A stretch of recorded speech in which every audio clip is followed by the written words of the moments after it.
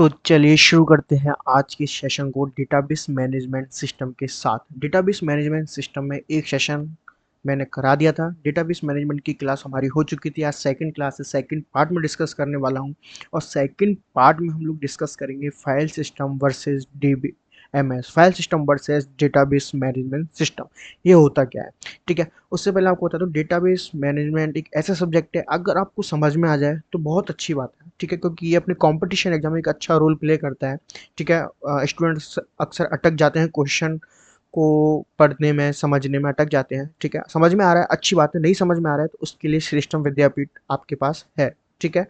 Video को पूरा देखें, समझें। कुछ नहीं समझ में आ रहा है, एक एक क्वेश्चन आप मुझसे कमेंट करिए, एक एक क्वेश्चन को आपका कमेंट में रिप्लाई दिया जाएगा, ठीक है। एक बार मैं आपको लास्ट क्लास बता देता हूँ कि पहली क्लास में हम लोगों ने केवल इंट्रोडक्शन डिस्कस किया था, और एक बार उसी इंट्रोडक्शन को लेके मैं आज चल रहा हूँ, और आज फाइल सिस्टम क्या होता है और DBMS क्या है वो मैं आपको एक बार बताऊंगा, ठीक है।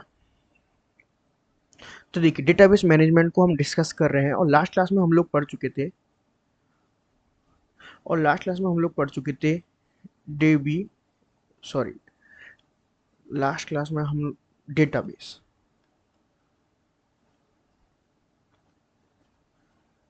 डेटाबेस क्या है, ठीक है, ये हम लोग लास्ट क्लास में डिस्कस कर रहे थे। एक बार मैं थोड़ा सा हल्का सा रिकॉल कर देता हूँ कि डेटाबेस क्या है।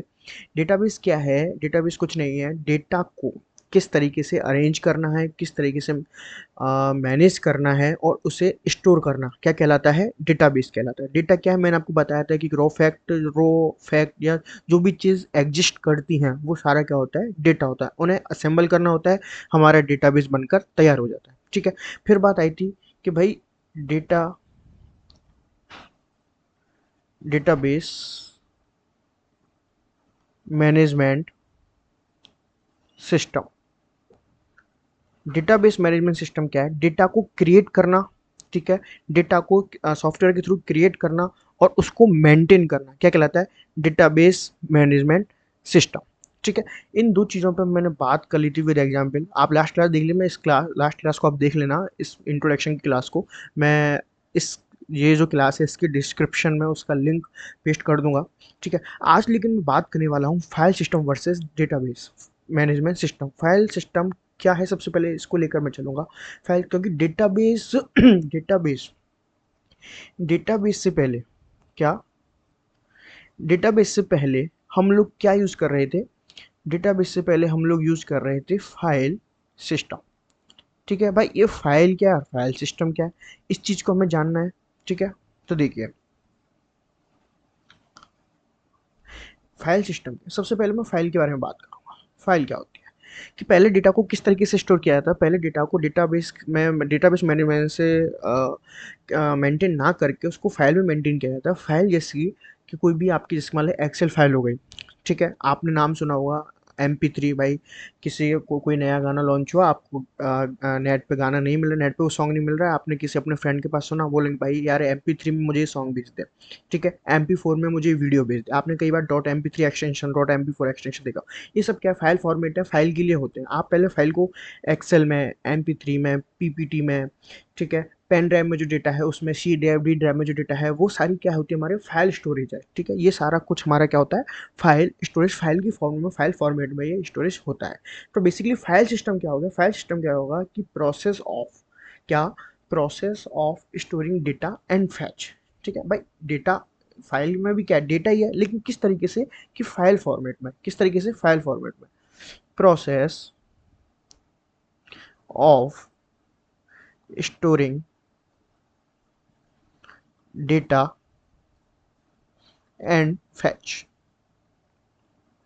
उसी फॉर्मेट में इसको स्टोर करना और उसी फॉर्मेट में उसको रिट्रीव करना, उसे फैच करना, ठीक है। ये आपको फाइल सिस्टम और फाइल हो गया, ठीक है। लेकिन फाइल के कुछ ड्रॉबैक्स भी थे, क्यों हमें डेटाबेस को यूज़ करना पड़ा, वो सारी चीज़ हम आज हम लोग वो सारी चीज़ हम लोग देखने वाले हैं, ठीक है। आपको फाइल समझ में आया कि फाइल क्या होती है? Process of storing data and fetch the data, ठीक है। एग्जाम्पल, किस किस फॉर्मेट में हमारी फाइल हो सकती थी? भाई MP3 फॉर्मेट में, MP4 फॉर्मेट में, ठीक है। एक्सेल, एक्सेल में हम फाइल बनाते हैं, उसमें एक्सेल में हम डेटा रखते हैं, स्कूल का डेटा हो गया, किसी कंपनी का डेटा हो गया। और पेन ड्राइव। तो इन सभी में क्या था, हमारा डेटा जो था फाइल फॉर्मेट में था। ठीक है, फाइल फॉर्मेट से हम लोग किस पे स्विच हुए, डेटाबेस मैनेजमेंट सिस्टम पर। आप आई हो, देखिए फाइल सिस्टम को बहुत ज़्यादा डीपली पढ़ाने के लिए मैं ऑपरेटिंग सिस्टम की जब बात करूँगा, ऑपरेटिंग सिस्टम की जब क्लास स्टार्ट करूँगा, वहाँ आपको फाइल फॉर्मेट को, वो फाइल सिस्टम को बहुत अच्छे से विस्तार से लेके चलूँगा। लेकिन अभी हमको केवल उतना ही समझ के चलना है जितना हमें डीबीएमएस के लिए नीड है। ठीक है, आपको फाइल सिस्टम समझ में आया, एक्सेल में, पेन ड्राइव, ये सारा जो डेटा है ये क्या है, फाइल सिस्टम का डेटा है। ठीक है, अब चक्कर क्या था कि इसमें हम केवल स्मॉल साइज का डेटा रख सकते थे। कितने साइज का, स्मॉल साइज का डेटा ही हम रख सकते थे। मतलब इसकी कैपेसिटी इतनी ही थी कि हम इसमें स्मॉल साइज का डेटा रख सकते थे। आज के टाइम में क्या, आप देख लीजिए, सबसे इंपॉर्टेंट चीज़ जो बन चुका है वो क्या बन चुका है, डेटा बन चुका है। सबसे इंपॉर्टेंट चीज़ क्या बन चुका है, डेटा बन चुका है। अभी डेटा का आपके मोबाइल की स्टोरेज देख लीजिए, पहले 1 GB 2 GB में आती थी, आज 8 GB 16 GB की बात हो रही है। ठीक है, टेराबाइट तक और उससे भी आगे जीराबाइट, एक्साबाइट, ये सारी इतना लार्ज स्केल पे आज डेटा तैयार हो रहा है। ठीक है, तो फाइल सिस्टम काफ़ी नहीं था। ठीक है, और भी बहुत सारे डिसएडवांटेज थे। ठीक है, तो जब स्मॉल साइज का होगा तो हैवी डेटा को ये वो नहीं कर पाएगा। तो तो ये क्या होता है, file to manage large file system. ठीक है, fail to manage fail to manage large file system. ठीक है, आपको इतनी बात समझ में आ गई होगी।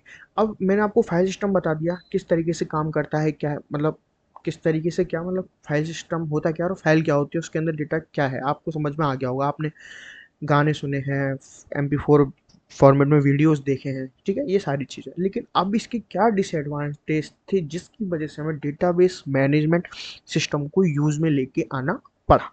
अभी हम लोगों को वो सारी चीज़ें देखनी है। ठीक है, तो सबसे पहले क्या, किसकी बात करेंगे, डिसएडवांटेज क्या थे भाई इसके।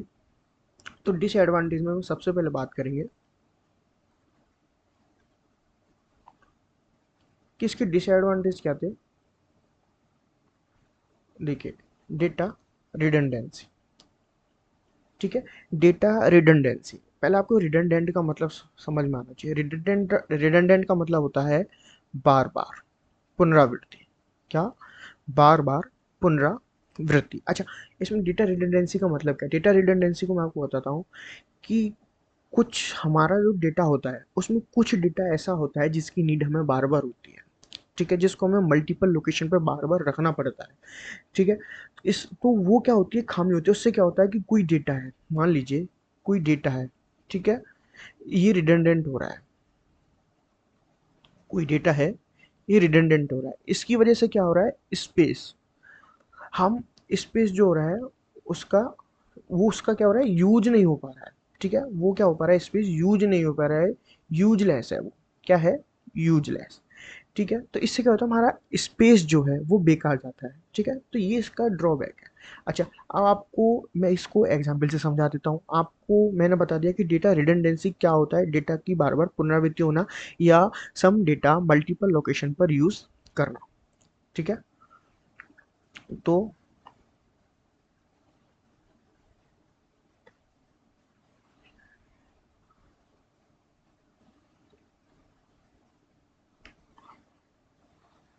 देखिए, इसको मैं बहुत छोटा कर देता हूँ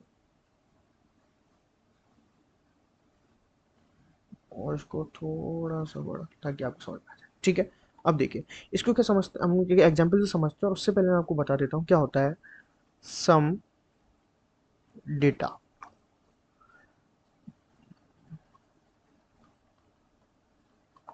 मल्टीपल लोकेशन पर यूज होना। ये वाली बात आपको समझ में आ गई होगी। ठीक है, अब मैं ऐसा क्यों कह रहा हूँ, एग्जाम्पल से समझते हैं। आई नो कि आपको थोड़ा कम समझ में आया होगा। ठीक है, नहीं आता है, एग्जाम्पल से समझेंगे फटाक से समझ में आएगा। ठीक है, अब सम डेटा मल्टीपल लोकेशन पर यूज है ना, आप देखिए, मान लीजिए मैं एक स्टूडेंट का डेटा बनाता हूँ। ठीक है, कोई कॉलेज है, मैं उसकी बात करता हूँ कि उस कॉलेज का डेटाबेस किस तरीके से तैयार होगा। ठीक है, ये एक स्टूडेंट का डेटाबेस है। ठीक है, फाइल सिस्टम में मैं बात कर रहा हूँ। ठीक है, ये अकाउंट का है, अकाउंट सेक्शन के लिए।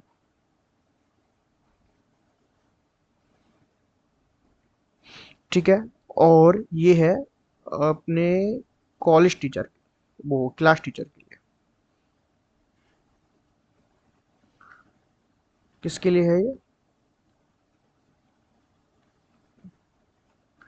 क्लास टीचर के लिए। या फिर इसको ऐसा करते हैं, इसको बना लेते हैं लाइब्रेरी के लिए।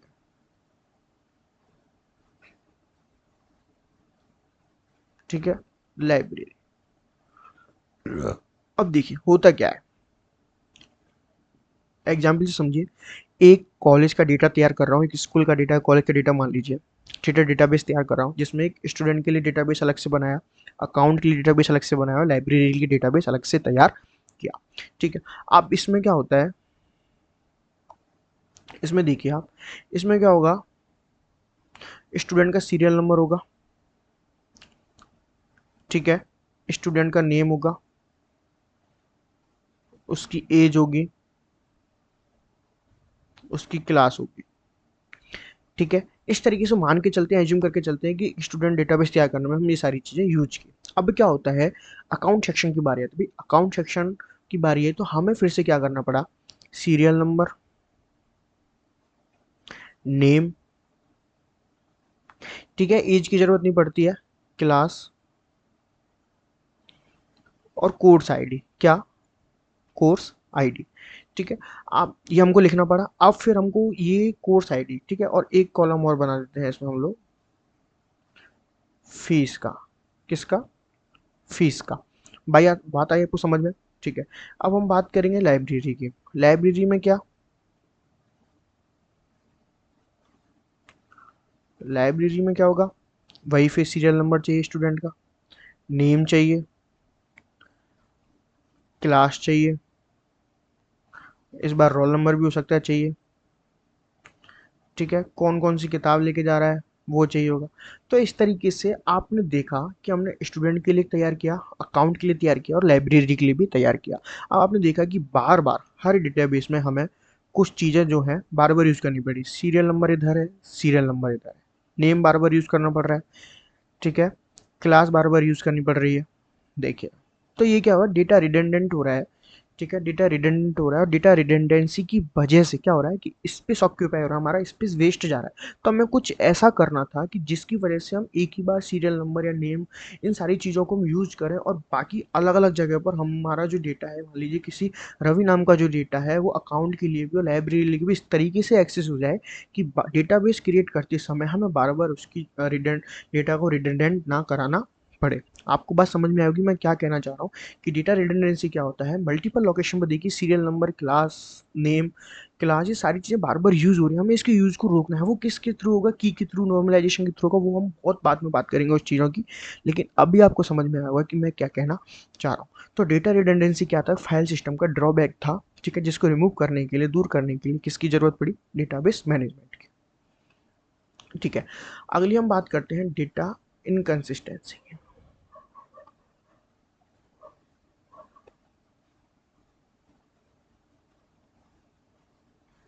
किसकी बात करते हैं, डेटा इनकंसिस्टेंसी। ठीक है, डेटा इनकंसिस्टेंसी क्या होता है वो आपको समझना है। कि डेटा इनकंसिस्टेंसी का मतलब है, फाइल सिस्टम है, जब फाइल सिस्टम में मान लीजिए मैंने स्टूडेंट में, स्टूडेंट टेबल में मुझे कोई अपडेट करना था। ठीक है, स्टूडेंट टेबल में मुझे क्या करना था, कोई अपडेट करना था, मान लीजिए। ठीक है, वो अपडेट क्या होता है कि जो उससे लिंक, जो उसकी जो दूसरी तरफ जो डेटा जो दूसरी तरफ जो डेटा है, दूसरी तरफ जो फाइल सिस्टम है, उसमें वो डेटा क्या होता है, अपडेट नहीं हो पाता है, उस पर उसका इफेक्ट नहीं आता है। बात आई समझ में? नहीं आई? ये सारी चीज़ डेटाबेस की जितनी भी चीज़ें, आपको सारी चीज़ें एग्जाम्पल से ही समझ में आएंगी।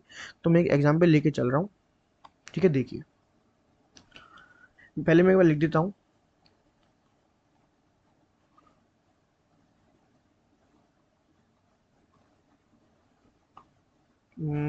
ठीक है, ओके, फाइल सिस्टम में जब किसी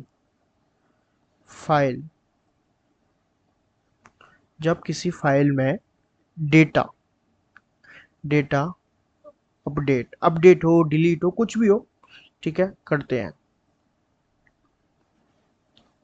तो उसका इफेक्ट अनदर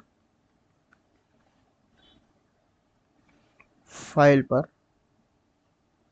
नहीं आता। ठीक है, आपको मैंने डेफिनेशन लिखा दी, डेफिनेशन आपको समझ में आ गई होगी। ठीक है, अब मैं डेफिनेशन में करता हूँ, एक बार छोटा कर देता हूँ।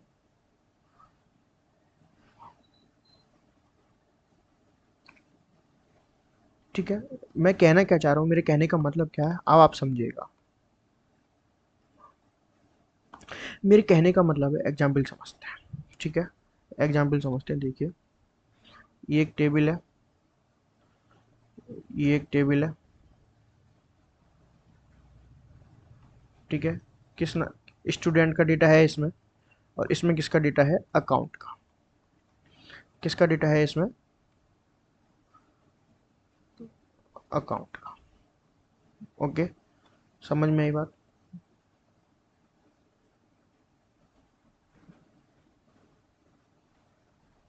ठीक है, एक ब्लॉक में हम सीरियल नंबर लेके चलेंगे, रोल नंबर लेके चलते हैं स्टूडेंट का। ठीक है, इसमें हम उसकी क्लास लेके नेम लेके चलते हैं, और इसमें उसकी मोबाइल नंबर लेके चलते हैं, और एक में उसका। ठीक है, इस तरीके से 4 ब्लॉक मैं इसमें बना देता हूँ।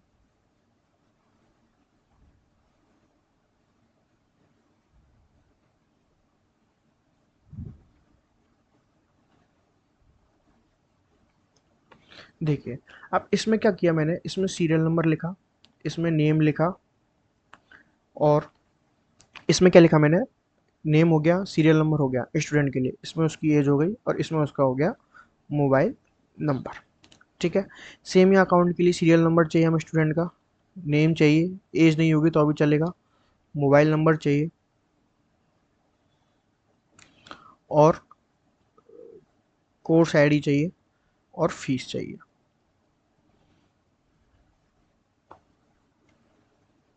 बड़ा कर लेते हैं इसको थोड़ा तो।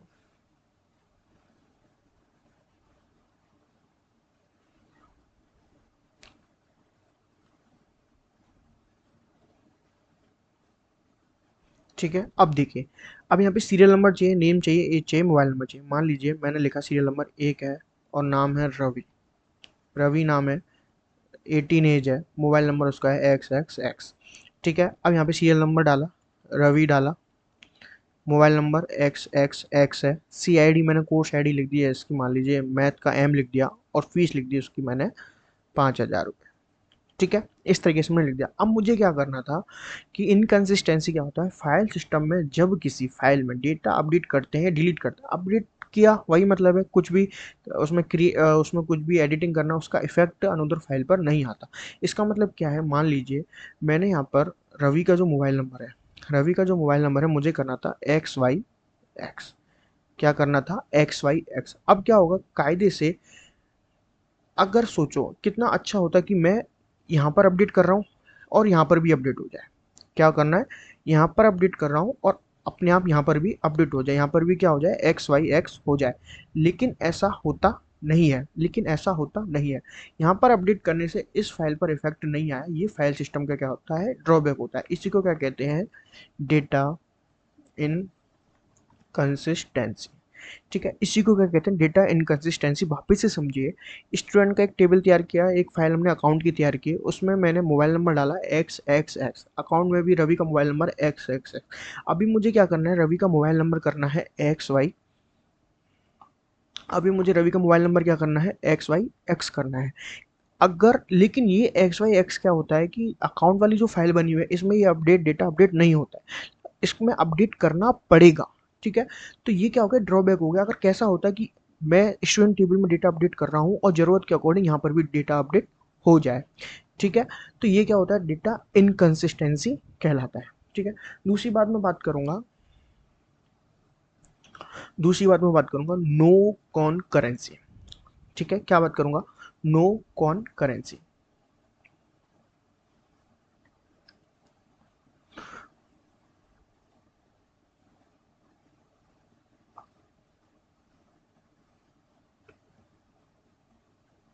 एक सेकेंड।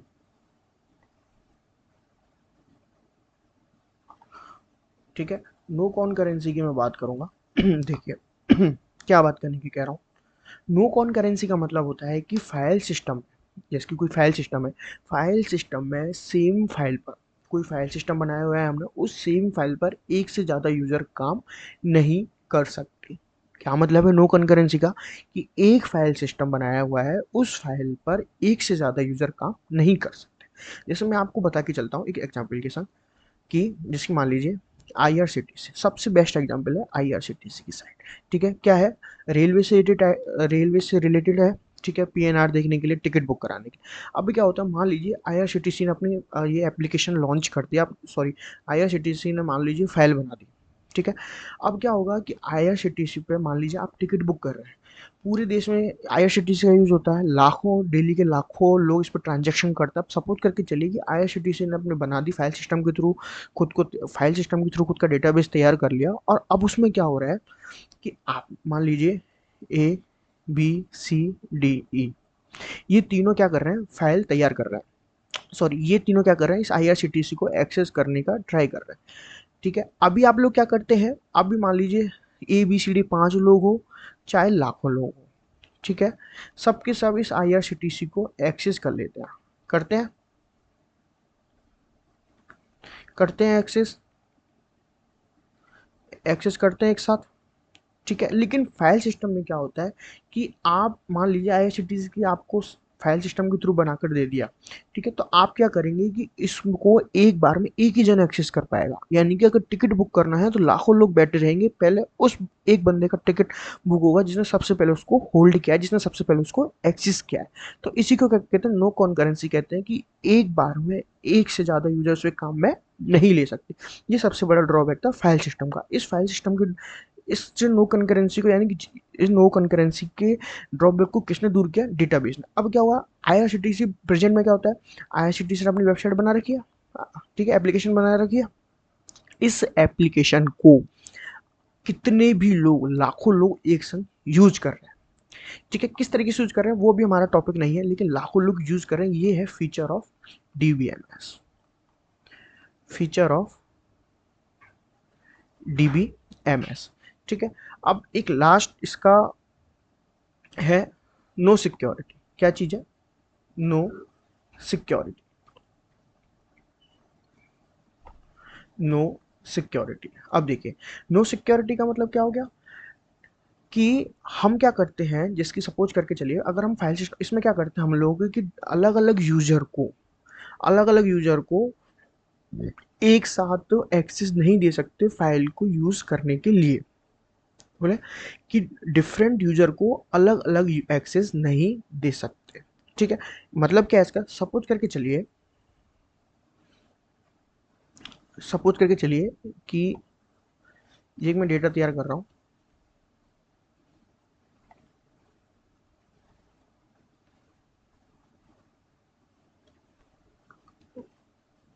ठीक है, देखिए,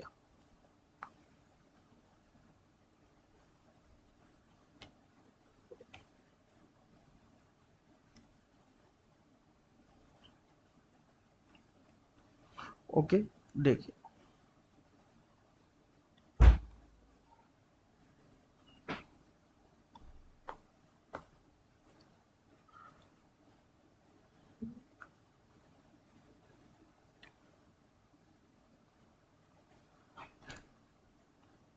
अब ये डेटा है किसका? स्टूडेंट का। ठीक है, ये मान लीजिए यहाँ स्टूडेंट का डेटा रखा है, यहाँ अकाउंट का डेटा रखा है, और यहाँ क्लास टीचर का डेटा रखा है।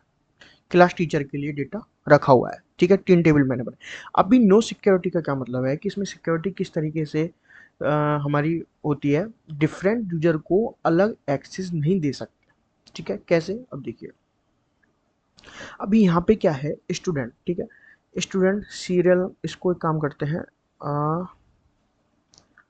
यहाँ पे स्टूडेंट का रोल नंबर, ठीक है, उसका नेम, उसकी क्लास, उसकी एज, और उसका मोबाइल नंबर। ठीक है, ये चीज़ हमने रखी। अकाउंट को क्या क्या ज़रूरत है भाई, उसका रोल नंबर क्या है, उसका नेम क्या है, उसकी क्लास कौन सी है, उसका और उसकी कोर्स आईडी, फीस की कोर्स आईडी क्या है और फीस क्या है। ठीक है। सेम क्लास टीचर के लिए, क्लास टीचर को क्या ज़रूरत पड़ेगी, रोल नंबर की ज़रूरत पड़ेगी, नेम की ज़रूरत पड़ेगी, क्लास की ज़रूरत पड़ेगी, कोर्स आईडी की ज़रूरत पड़ेगी। ठीक है, कोर्स आईडी की ज़रूरत पड़ेगी। हम एक बार इसको बड़ा कर लेते हैं।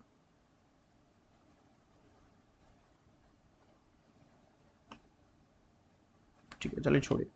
ठीक है, अब इसमें क्या होता है, देखिए नो सिक्योरिटी में क्या होता है कि हम अलग अलग यूजर को एक्सेस नहीं दे सकते, सिक्योरिटी का इशू आता है। ठीक है, हम लोगों को क्या करना है, मान लीजिए अकाउंट सेक्शन की मैं बात कर रहा हूँ, किसकी बात कर रहा हूँ, अकाउंट सेक्शन की।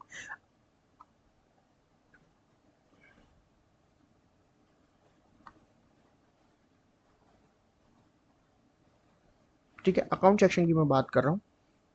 अकाउंट सेक्शन में देखिए, अकाउंट सेक्शन में क्या है, देखिए रोल नंबर की हमें जरूरत पड़ी, हमने रोल नंबर यूज कर लिया। ठीक है, नेम की जरूरत पड़ती है, हमने नेम यूज कर लिया। क्लास की जरूरत पड़ती है, हमने क्लास यूज कर लिया। ठीक है। अब ठीक है, लेकिन अब देखिए, अब आते हैं हम क्लास टीचर के लिए। किसके लिए आते हैं, क्लास टीचर के लिए। क्लास टीचर के लिए क्या होगा कि हम लोगों ने क्लास टीचर को, देखिए क्लास टीचर भी क्या कर रहा है, स्टूडेंट के डेटा को एक्सेस कर पा रहा है। क्लास टीचर भी क्या कर रहा है, स्टूडेंट के डेटा को एक्सेस कर पा रहा है, लेकिन हमने क्या यहाँ यूज़ नहीं किया, हमने यहाँ पे फीस वाला कॉलम यूज़ नहीं किया। फीस वाला कॉलम यूज़ नहीं किया, क्यों यूज़ नहीं किया, क्लास टीचर को कोई मतलब नहीं है कि उसकी फीस जमा हुई है या नहीं हुई है। वो वो काम किसका है, वो काम है अकाउंट सेक्शन का। ठीक है, तो हमने क्या किया कि क्लास टीचर को स्टूडेंट का डेटा एक्सेस भी हो पा रहा है, लेकिन हमने उससे वो सारी चीज़ें हाइड कर ली। कौन सी वाली चीज़ें हाइड कर ली, जो उसके काम की नहीं है। फीस जानना उसका कोई मतलब नहीं है, ये अकाउंट सेक्शन का काम है। ठीक है, तो हमने उसको फीस नहीं भी दिखाई और उसको हमारे स्टूडेंट का डेटा एक्सेस भी हो पा रहा है। ठीक है, ये बात समझ में आई है नहीं है। अच्छा, अब मैं इसमें क्या करता हूँ, एक कॉलम और बना के चलते हैं इसमें, प्रेजेंट वाला, कि स्टूडेंट कब कब प्रेजेंट है। ठीक है, स्टूडेंट कब कब प्रेजेंट है। इस प्रेजेंट की नीड यहाँ है, अकाउंट सेक्शन में इसकी नीड यहाँ पर नहीं होगी। लेकिन फाइल सिस्टम में क्या होता है कि हम इस तरीके से अलग अलग लेवल, इस तरीके से हम लोगों क्या करते हैं, एक्सेस नहीं दे सकते। हम यहाँ पे स्टूडेंट को अलग एक्सेस दे दिया, अकाउंट के लिए अलग एक्सेस हो गया, क्लास टीचर के लिए अलग एक्सेस हो गया। लेकिन ये एक्सेस फाइल सिस्टम में हम नहीं दे सकते, वहाँ पे सिक्योरिटी का इशू होता है। यहाँ पे कोई भी सिक्योरिटी ब्रेक नहीं हो रही है। अकाउंट सेक्शन को जो जानकारी चाहिए, अकाउंट सेक्शन को वो जानकारी उसके पास है, क्लास टीचर को जो जानकारी चाहिए वो उसके पास है, और एडमिन सेल को जो जानकारी चाहिए वो उसके पास है। ठीक है, तो इस तरीके से नो सिक्योरिटी भी, मतलब सिक्योरिटी नहीं होती है। किस में नहीं होती है, फाइल सिस्टम में सिक्योरिटी नहीं होती है। ठीक है, तो आप लोगों को समझ में आ गया होगा मैंने सबसे पहले किसकी बात की। मैंने सबसे पहले बात की थी डेटा रिडंडेंसी के बारे में, कि डेटा का पुनरावृत्ति, डेटा का बार बार आना क्या होता है, स्पेस ऑक्यूपाई होता है, स्पेस खराब होता है। ठीक है, ये फाइल सिस्टम का ड्रॉबैक था। फिर उसके बाद मैंने बात की थी डेटा इनकंसिस्टेंसी की, कि अगर आप इस फाइल में डेटा अपडेट करते हैं तो वो इस फाइल में अपडेट नहीं होता है, ये डेटा का इनकंसिस्टेंट होना कहलाता है। ठीक है, उसके बाद मैंने आपको बताया था नो कॉन्करेंसी। ठीक है, कि एक ही उस पर, एक ही फाइल पर एक से ज़्यादा यूज़र काम नहीं कर सकते, ये सबसे बड़ा ड्रॉबैक है किसका, फाइल सिस्टम का। और सब फिर बताया मैंने नो सिक्योरिटी के, फाइल सिस्टम को यूज करके हम सिक्योरिटी नहीं प्राप्त कर सकते, अलग अलग यूज़र को हम एक्सेस नहीं दे सकते। लेकिन यहाँ किस तरीके से दे सकते हैं, डेटाबेस में। डेटाबेस किस तरीके से हमें फैसले, मतलब डेटाबेस की जो फीचर्स हैं, मैं आपको समझ में आ गया होगा कि डेटाबेस क्या क्या काम करता है फाइल सिस्टम के ड्रॉबैक से। ठीक है, मैं इसी क्लास में आपको डेटाबेस की फीचर्स कराने वाला था, लेकिन अब हम डेटाबेस के फीचर्स को नेक्स्ट क्लास में बात करेंगे। ठीक है, आपको थोड़ा थोड़ा समझ में आ गया होगा डेटाबेस का फीचर क्या है, भाई बस वही उसको थोड़ा सिस्टमेटिक ढंग से मुझे आपको कल बताना है। ठीक है, ऑलमोस्ट सेम ही रहेगा, लेकिन डेटाबेस फीचर्स किस तरीके से काम करते हैं, क्या क्या होते हैं, उसकी बात हम कल करेंगे। आई होप को आपको क्लास अच्छी लगी होगी, समझ में आई होगी। चैनल को सब्सक्राइब कर लें, कमेंट कर दें, पसंद आ रहा है टॉपिक तो लाइक कर लें। और जो भी कोई बात है, आप टेलीग्राम चैनल ज्वाइन कर लें, डिस्क्रिप्शन में लिंक दिया हुआ है हमारा। और पढ़ते रहिए, मस्त रहिए। आपका एग्जाम्पल के साथ मैं बहुत अच्छी तरीके से DBMS को करा दूंगा। Thank you.